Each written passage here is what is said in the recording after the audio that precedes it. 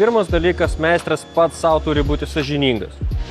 Siekti kažkokių tai, nežinau, siekti to, kad savo darbą tvarkingai, kokybiškai daryti.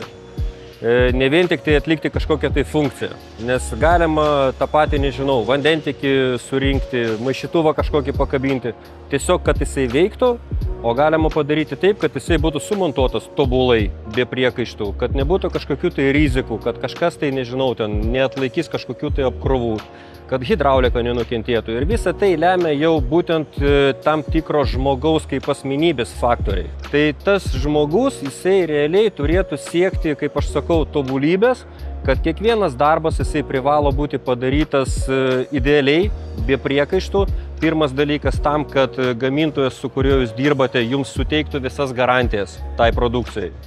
Nes atstovas gali atvažiuoti ir pasakyti, kad tikrai yra techninių klaidų, sumontuota yra negerai ir tu netenki garantijos visai savo sistemai, kuriai gamintojas teikia 50 metų garantijos arba net ir daugiau. Tai yra tą pačią dieną, kai montuotojas dirba. Tai yra labai svarbu.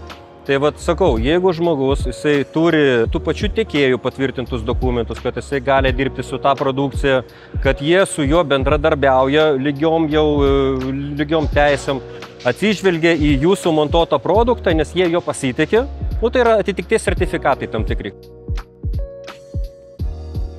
Tikrai yra pakankamai sudėtinga. Tai aš sakyčiau, kad labiau reikia atkreipti dėmesį į tai, kad to potencialaus montuotojo, kurį jūs pasikviečiate, užklausti jo kažkokių tai atitikties dokumentų. Tai yra, su kokiom sistemom jisai jums žada montuoti namą, tai yra vandentikį, šildymą, ten dar kažkas tai.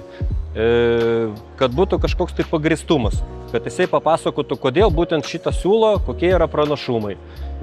Kad gamintojas, kaip pavyzdžiui, mes stovime prie TC stendo, kad gamintojas jisai irgi lygiai taip pat išduoda atitikties sertifikatą meistrui ir meistras yra apsaugotas, jisai netgi savo darbą atliekamas, jisai turi gamintojo draudimą ir jisai tiesiog, ramiai dirba. Jeigu su juo yra diskutuojama yra visiškai kitaip.